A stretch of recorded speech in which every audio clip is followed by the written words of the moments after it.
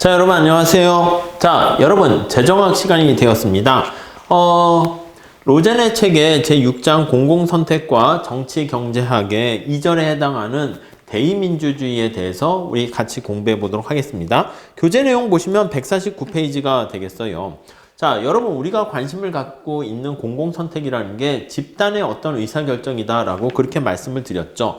근데 그러한 공공선택과 관련된 의사결정을 할 때 있어서 거기 보시면 어떤 정부에 대해서 뭐라고 생각을 하냐면, 자, 정부는요, 두 번째 줄에 보니까 기본적으로 시민들로부터 그들의 선호를 이끌어내고 또 정부를 이용해서 사회적 의사결정을 하는 거대한 컴퓨터와 같다, 이런 표현을 쓰고 있습니다. 약간 그런 사람들의 어떤 선호를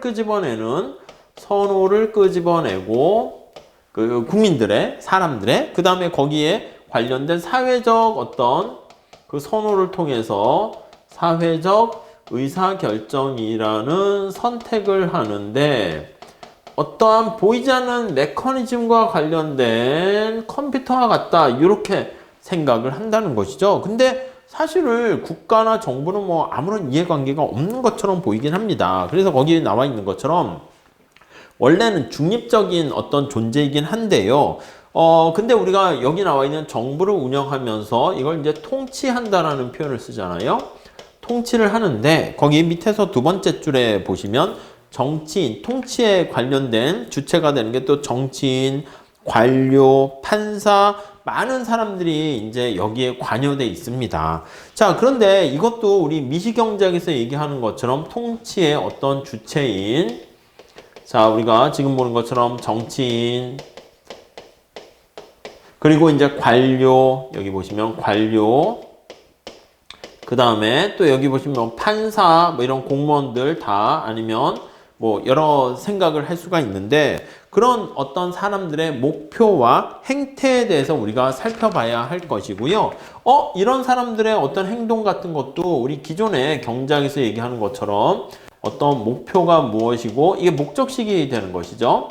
그리고 이제 어떠한 제약 조건이라고 할까요? 행태와 관련된 제약 조건, 이런 것들을 통해 가지고 우리가 분석을 할 수 있겠다라는 것을 살펴보려고 합니다. 아셨죠? 그래서 150페이지에 먼저 첫 번째 선출직 공무원, 선출직 정치인부터 우리가 살펴보도록 할게요. 자, 그래서 첫 번째, 자, 정치인, 정치가의 행동을 우리가 한번 살펴보도록 하겠습니다.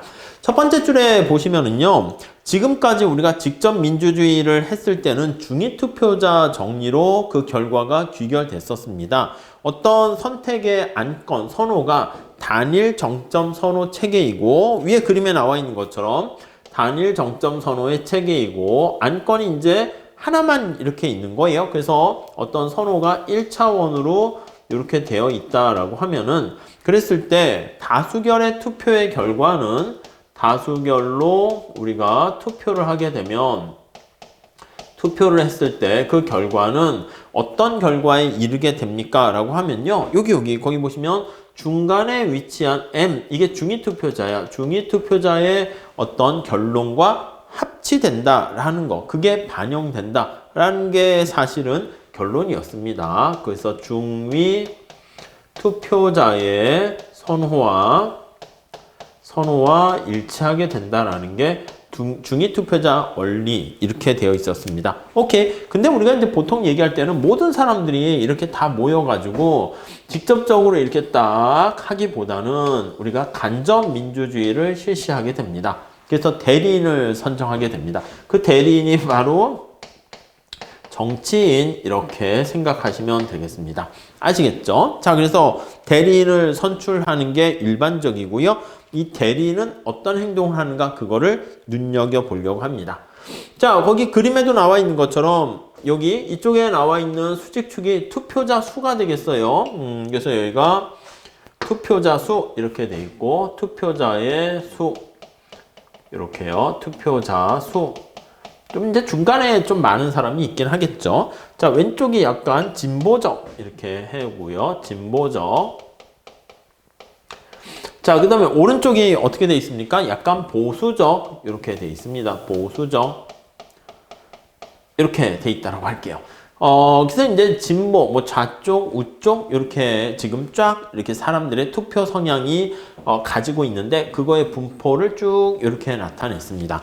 자, 그렇게 되어 있을 때 후보자가 이제 두 명이 있는 거야. 스미스와 존스가 있는데 어떤 데 위치 포지션을 정해 가지고 전략적으로 당선되기 위해서 노력하는가 그거를 보려고 합니다. 자, 정치인들은 목적이 뭐냐면 표를 많이 극대화하는 거예요. 표 득표라고 할게요.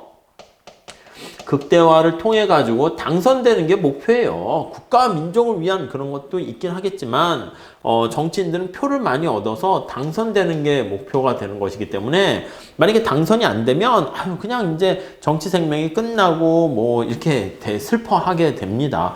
이제 표를 많이 얻게 되려면 사실은 어떻게 보면 이게 표를 얻는다는 행동이 또 그렇게 네거티브한 건 아닙니다. 여러분들. 국민들이 만약에 이제 선거를 할 때요, 이제 누구한테 표를 던질까라고 했을 때 자신들에 대한 어떤 선호를 잘 반영하는 정치인을 뽑으려고 하지 않겠습니까? 그러면 당연히 득표를 많이 하려고 하면 여기 투표를 하는 국민들의 어떤 선호가 무엇인가를 파악해야 돼요. 그래서 국민들이 원하는 바대로 자기가 어떤 공약을 내세우면 그랬을 때 우리가 득표를 많이 해서 당선 이 결과를 얻게 되는 것이죠. 득표를 많이 얻어서 당선 이렇게 돼요. 당선 축하합니다. 이렇게 되는 것이죠. 이해가시겠죠? 이렇게. 자, 그런데 이제 문제가 뭐냐면 만약에 국민들이 그러니까 이상한 사람한테 표를 던지게 되면 그 정치인들은 어떻게 돼요? 아니, 국민들이 이상한 행동을 하겠죠. 국민들이 만약에 제대로 된 행동과 표를 선거를 하게 되면은 정치인들 당연히 국민들의 표를 얻으려고 제대로 된 행동을 할 것이에요. 그러니까 어떻게 보면은 사실은 뭐 각 나라의 정치인들이 다 썩었다라고 얘기하고 뭐 아이고 답답해 하긴 하는데 국민들의 어떤 수준과 비슷하게 돼요. 국민들이 그 사람들을 뽑아줬기 때문에 그 사람들은 다음에 또 당선되기 위해서는 국민들에게 맞춰가지고 행동을 할 수밖에 없어요. 그러니까 국민들이 제대로 선거를 한다라고 하면은 당연히 정치인들은 제대로 된 국민들의 선호를 반영하는 국가 민족을 위해서 활동할 수가 있을 겁니다. 아셨죠? 자, 아무튼 근데 표를 극대화하는 그 행동이 무조건 네거티브한 건 아닌데 나름대로 그것도 심플하면서 정치인들의 행동을 설명하긴 되게 좋습니다. 자, 우리요 이제 이렇게 보시면 되는데 이러한 모형을 설명할 때 우리가 호텔링 모형이라고 하는데 이거 한번 생각을 해볼게요. 여러분 어떤 바닷가에 이렇게 쭉 바닷가가 있습니다. 여기 백사장에 사람들이 이렇게 무수히 많이 있다고 할게요. 무수히 쭉 이렇게 많은 사람들이 있어요. 많은 사람들이 있어. 여러분들이 아이스크림을 판다라고 한번 생각을 해볼게요. 그래서 아이스크림을 파는데 어떤 사람은 여기에다가 A라는 사람이 아이스크림을 이렇게 팔고 있다라고 합시다. 그리고 B라는 사람은 여기에서 아이스크림을 판다라고 할게요. 요 A라고 할게요. A가 낫겠네요. 자, 그래서 A라는 사람이 여기 이렇게 위치해서 아이스크림을 이렇게 판다라고 할게요. 자, 여기 나와 있는 많은 사람들은요, 그러면 어떤 선택을 하냐면 어차피 똑같은 아이스크림을 판다라고 했을 때 좀 더 가까이 있는 사람의 거기 가서 해안가에서 이렇게 쫙 있을 때 가까이 있는 아이스크림 판매하는 사람한테 가서 아이스크림을 사게 될 겁니다. 이해가시죠? 자, 그러면 요 왼쪽에 있는 사람들은 A에서 살까요? B에서 살까요? 당연히 A에서 사겠지. 왜냐면 A가 더 가깝잖아. 그러니까 여기 있는 사람들은 A에서 아이스크림을 사요. 그래서 A의 고객이 될 것이고요. 자, 여기 오른쪽에 있는 사람은 누구한테서 사냐면 B에서 아이스크림을 산다라는 거 알 수 있습니다. 이 중간에 위치한 사람은요, 딱 정 가운데 잘려가지고 여기 있는 사람은 B가 가까우니까 B한테서 아이스크림을 살 것이고 그 다음에 여기 있는 사람은 당연히 A한테서 아이스크림을 살 거예요. 이해되시죠? 자, 그러면 어떻게 이 아이스크림을 좀 더 많이 팔기 위해서는 A와 B가 어떤 행동을 취하면 되냐면 A가 만약에 살짝 가운데로 옮겨가게 되는 거예요. 그래서 만약에 A가 이쪽으로 야금야금 해서 자리를 이렇게 위치를 했다라고 해볼게요. 자, 그림을 다시 한번 그립시다. 자, 그러면 여기 위에다 한번 그릴까요? 이렇게. 그럼 A가 자리를 바꿔가지고 여기를 위치한 거야. A가 여기 가운데에 딱 위치를 하게 되고 B는 아이스크림을 팔 때 여기 여전히 위치해 있다라고 합시다. 자, 그러면 전체 아이스크림을 사는 고객들 중에서 A 왼쪽에 있는 사람은요, 어디서 사게 되냐면, 당연히 A 왼쪽에 있는 사람은 어떻게 되냐면, 여기 전부 다 B보다 A가 가까우니까 여기 있는 사람은 다 A에서 아이스크림을 사게 되는 거예요. 이렇게. 이해 가시죠? 자, B는 어떻게 됩니까? 하면, 물론 B 오른쪽에는 이렇게 블록 이게 설정이 돼가지고 B한테서 아이스크림을 판매됩니다. 사게 되고, 여기 중간에 나눠져 가지고 여기가 이제 A와 B 이렇게 됩니다. 그리고 얘는 당연히 요만큼 되고요. 그러니까 A의 고객이 여기 보시면 바와 마찬가지로 이러한 전략을 설정하게 되면 A의 고객이 훨씬 더 많이 늘어나게 되는 거예요. 무슨 말씀인지 아시겠죠? 자, 그러니까 이제 서로 자리 싸움을 하게 되는 거야. 그래서 B가 A가 서로 왔다 갔다 이렇게 자리 싸움을 하게 되다가 언제 이게 멈추게 됩니까? 라고 하면 B도 당연히 여기 있으면 바람직한 게 아니라 여기 왼쪽으로 옮겨가지고 정 가운데로 이렇게 가게 되었을 때가 최적 이렇게 되는 것을 알 수가 있게 되는 거예요. 무슨 말씀인지 아시겠죠? 자, 정리를 한번 해볼게요. 자, 우리가 지금 살펴보는 모형은 어떻게 되냐면 A가 여기에 위치해 있고 B가 여기 위치해 있을 때 A 입장에서 여기까지 이렇게 위치를 뿅 하게 되면은 아시다시피 지금 살펴본 것처럼 여기에 있는 고객은 다 빨간 색깔 고객이 이렇게 될 것이고요. B의 고객은 여기 있는 것처럼 요거밖에 안 될 거예요. 그러면 이제 B는 어떤 선택을 하게 됩니까? 라고 하면 자리를 바꾸는 거야. B가 자리를 다시 이쪽으로 가서 이렇게 바꾸게 되면은 어떤 선택이 될까요? 라고 하면 자, 요거 살짝만 볼게요. 뭐 사실 뭐 이렇게 할 필요도 없긴 한데 B가 이쪽으로 가게 되고 A가 이쪽에 있게 되면은 A의 고객을 빨간 색깔로 칠하고 B 고객을 파랑이라고 하면 이 파란 색깔이 이렇게 더 많아지게 되는 것이고 오히려 이제 뒤집어지는 거야. 무슨 뭐 오셀로 색깔 뒤집기 게임처럼 B 고객이 이렇게 줄어들어요. 그럼 다시 또 A가 이쪽으로 가고 B가 이쪽으로 가고 그래서 자꾸 가다가 어느 쪽에 갔을 때 그게 딱 균형으로 멈추게 됩니까? 하면 정 가운데 A와 B가 딱 이렇게 위치하게 되면 정확하게 반띵을 하게 돼서 50% 이렇게 논아가게 된다는 겁니다. 이게 이제 경작에서 호텔링 모형이라고 하는데요. 그거랑 여기 나와 있는 게 똑같습니다. 자, 다시 한번 정리해 볼게요. 자, 왼쪽에 약간 진보적인 성향을 띈 고객 투표자들이 있고요. 오른쪽에 약간 보수적인 성향을 띈 사람들이 있다라고 할게요. 그랬을 때 이렇게 쭉 해안가처럼 그대로 있는 걸로 해도 되고요. 거기 있는 것처럼 이런 식으로 이렇게 약간 정규분포 종 모양으로 지니고 있다라고 합시다. 자, 우리 두 번째 단락에 한번 가볼게요. 자, 스미스와 존스가 다양한 정치적 견해에 대한 선호가 단일 정점 선호를 이렇게 되어 있다라고 할 때, 자, 그 사람들이 자신들의 효용을 극대화하기 위해서 투표권을 행사한다고 할게요. 그러면, 자, 득표수를 이제 극대화하는, 여기 득표수예요. 득표수를 이제 볼 수가 있는데 극대화하는 선택을 하려고 합니다. 자, 그랬을 때 이 중앙에 위치할 때가 가장 우리는 표를 많이 얻게 된다는 것을 우리가 알 수가 있습니다. 그래서 이 왼쪽에 있는 사람은 왼쪽에 가까이 있는 사람 찍고 오른쪽에 있는 사람은 오른쪽에 가까이 있는 사람을 찍게 될 겁니다.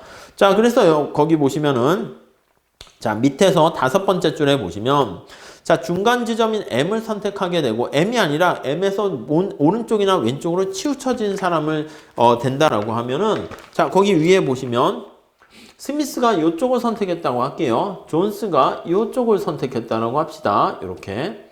자, 그럼 우리가 당연히 쭉 보시면 아까 살펴본 것처럼 절반에 해당하는 50%의 사람은 누구를 선택하냐면 존스를 선택하게 되고요.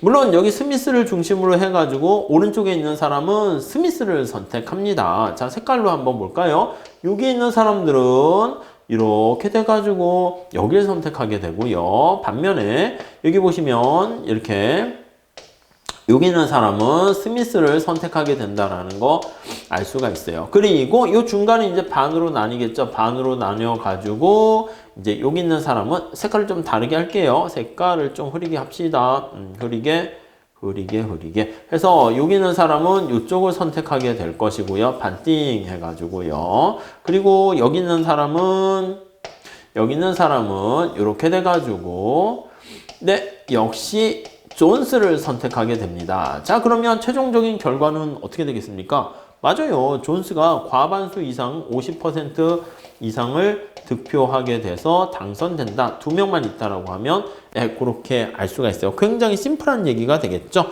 자, 그렇기 때문에 거기 151페이지 한번 가보시면요.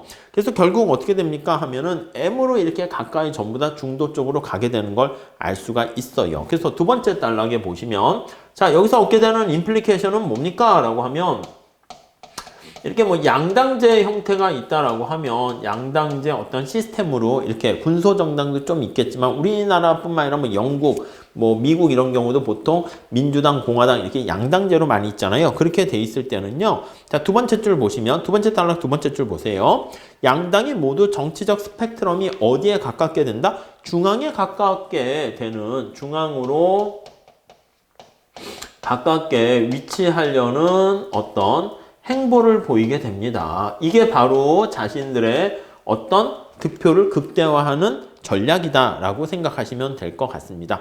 그래서 그렇게 됐을 때 안정적으로 많은 득표를 얻게 돼요. 거기 미국의 얘긴 한데 1964년도라든가 72년도에 보면은 이제 중도 성향과 지나치게 동떨어진 어떤 행보를 보이는 정치가들은 다 떨어졌어요. 그래서 10번 각주에 보시면 골드워터라는 지원 후보자는요, 선거 유세 슬로건이 모방이 아닌 스스로의 선택. 멋있는 말이야. 근데 떨어집니다. 그래서 결국 거기 중의자 투표 그 정리에서는 오히려 정치에서 모방 행위가 더, 모방이란 건 뭐야? 그러니까 나중에 선거철이 되면 우리가 봤을 땐 이념을 가지고 처음엔 이렇게 다른 데 이렇게 있다가 선거철이 되면 표를 많이 얻으려고요. 진보에서도 보수 성향인 사람을 영입하려고 그러고 보수 쪽에서도 약간 진보 성향의 사람을 영입해가지고 서로 깃대를 가운데 꽂으려고 하는 그런 행동이 전부 다 여기 나와 있는 정치가들의 중위투표자 정리에 가까운 행동이다라고 보시면 되겠습니다. 그래서 밑에서 세 번째 줄에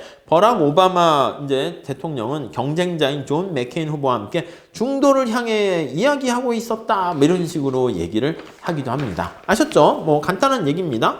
자, 근데 이렇게 중도로 가는 그런 정치인들 얘기를 할 때 한 가지 또 생각하셔야 될 게 몇 가지 있어서 체크를 해보면요. 첫 번째, 자 152페이지 한번 가볼게요. 체크사항이요. 체크. 항상 그건 아니에요. 현실은 좀 다르게 좀 더 다른 요인들도 있을 수 있다는 겁니다. 첫 번째, 1차 원상의 순위 매김 이렇게 있어요. 차원이 우선 1번 우리가 앞에서 본 것처럼 1차 원상의 안건이 이제 하나만 있을 때 순위 매김 이렇게 한번 볼게요. 순위 매김 이렇게. 그래서 이제 거기 첫 번째 줄에 보시면 정치적 신념이 스펙트럼이 1차원상의 스펙트럼으로 돼 있어가지고 순서를 정할 수 있어야지 중위투표자 정리가 성립하는데 그렇지 않은 경우도 있을 수 있어요. 그래서 매김인 경우 가능 이렇게 되는 거지. 거기 예를 들어서 소수자 보호 정책 이런 것들 아니면 중위투표자가 국방 문제 이렇게 된다는 게 반드시 소수자 보호 정책에 지지하는 사람이 국방에서 중위투표자가 된다는 보장이 없을 수 있잖아요. 그래서 거기 보시면 선호가 단일 정점 체계가 아니다라고 하면은 이렇게 안정적인 균형이 되기가 어렵다는 것이고요. 두 번째는 또 이념도 중요합니다. 이념. 정치인들이 표만 많이 얻으려고 노력한다 이렇게 볼 수도 있긴 하겠지만은 거기 보시면은 단순히 득표를 극대화하는 것 이외에 승리보다 다른 것을 더 소중히 여길 수가 있어요. 그게 바로 정치인으로서의 어떤 이념이 되는 거예요. 그래서 거기 보니까 1850년에 헨리 클레이는 나는 대통령이 되기보다는 올바른 사람이 되고 싶습니다. 뭐 그러한 걸 강조하기도 합니다. 자, 세 번째는 자, 우리가 이슈도 있지만 어떤 인간적인 매력, 그렇죠. 인간적인 매력. 아니, 우리가 이제 아이돌 그룹이라든가 뭐 유명한 영화배우, 레이건 대통령도 옛날 영화배우이고 그랬거든요. 그래서 유권자의 판단에서 이슈도 중요하긴 하지만 이 매력적인 어떤 후보자가 또 많은 표를 얻기도 합니다. 그래서 레이건 대통령이 인기가 많은 부분이 아버지와 같은 인간적인 매력에 기인해서 왠지 끌리는 그것도 무시할 수가 없고요. 또 세 번째는 리더십도 중요합니다. 네 번째는 리더십도 중요합니다. 그렇겠죠. 자, 저 사람을 믿고 따라가야 돼? 하는 그 리더십도 사실은 유권자의 어떤 선택에 굉장히 중요한 역할을 하게 됩니다. 그래서 밑에 세 번째 줄을 보니까 예를 들어서 지지계층이 저소득층인 시장이 고소득층 유권자를 선거구 밖으로 내모는 정책을 실시해가지고 중위투표자 자체를 변경시킬 수도 있다. 뭐 이런 것들을 뭐 미국에서 보스턴시에서 뭐 디트로이트시에서 볼 수 있었다. 그런 얘기를 하게 됩니다. 자, 그리고 다섯 번째는요. 우리가 얘기할 때 그 선택 가능한 투표인들의 어떤 그 사람들이 전부 다 투표한다는 전제 깔고 얘기하는 건데 아니요. 투표에 대한 참여 여부가 100% 안 할 수도 있죠. 그래서 투표의 참가율이라고 할까요? 참가율.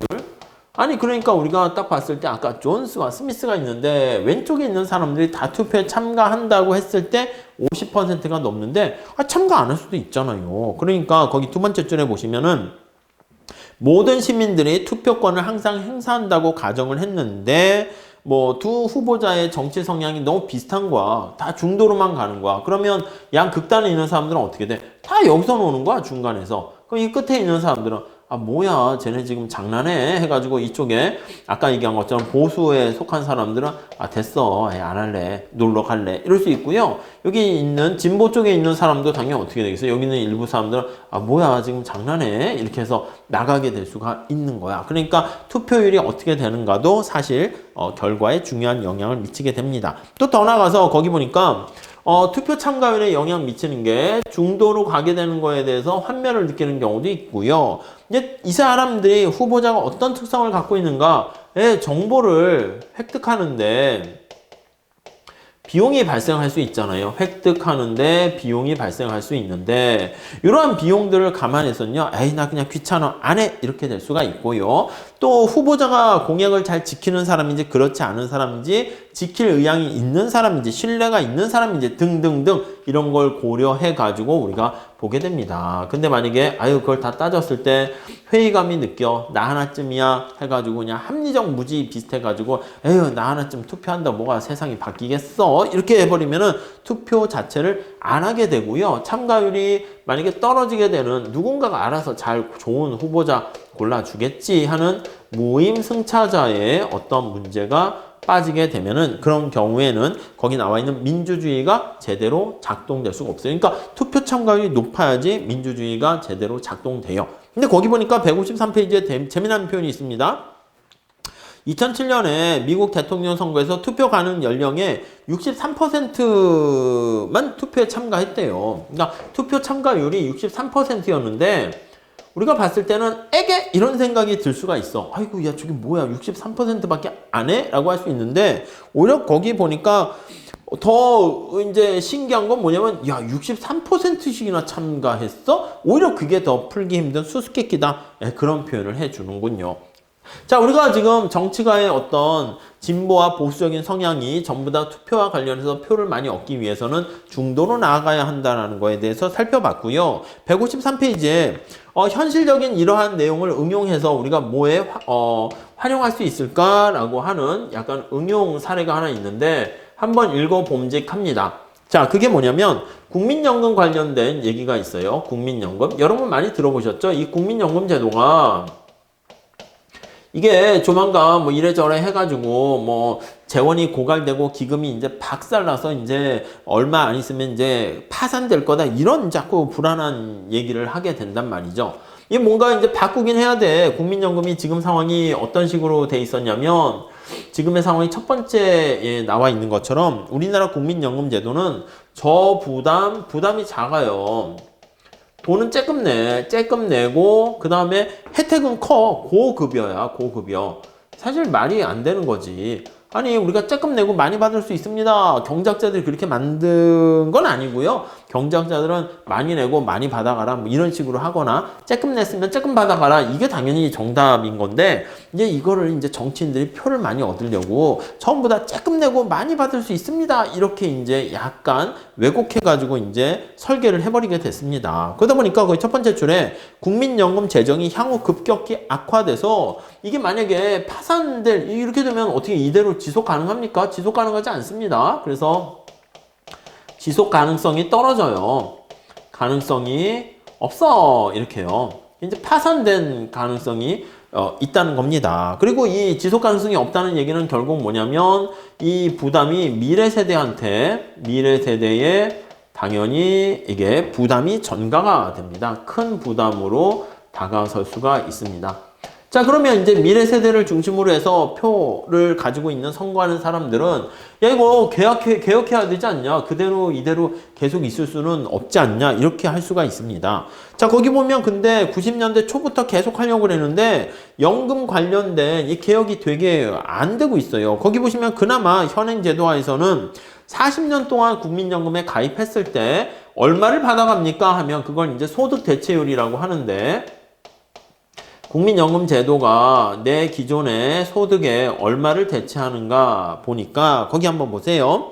자, 급여 수준이 현행 제도에서 평균 소득액의 60%에서 2008년은 50, 2009년도 매년 조금 해서 2028년은 40%로 인하가 되는 거예요. 그러니까 예를 들면 소득 대체율은 내가 만약에 월급을 100만 원 받고 있었는데 국민연금 제도가 80만 원을 받게 되면 이게 바로 80%만큼 나의 소득을 연금이 대체해준다. 그 뜻입니다. 그러니까 이제 고급여로 많이 받아가면 소득 대체율이 높게 되는 것이고 적게 받아가면 소득 대체율이 낮아지게 되는 것입니다. 아무튼 이렇게 미래가 뻔히 붕괴될 위험한 이런 상황에서 국민연금 제도가 개혁되어야 할 것 같은데 그게 잘 안 되는 이유를 보는 거예요.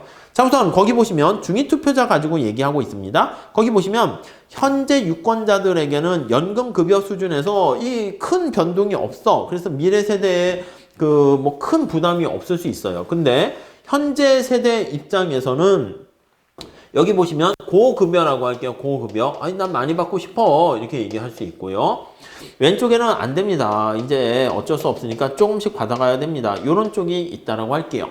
자, 그러면 우리가 이제 쭉 보시면 이렇게 아까 얘기한 것처럼 현재 세대들은 이제 반반 있어요. 현재 세대와 미래 세대가 이렇게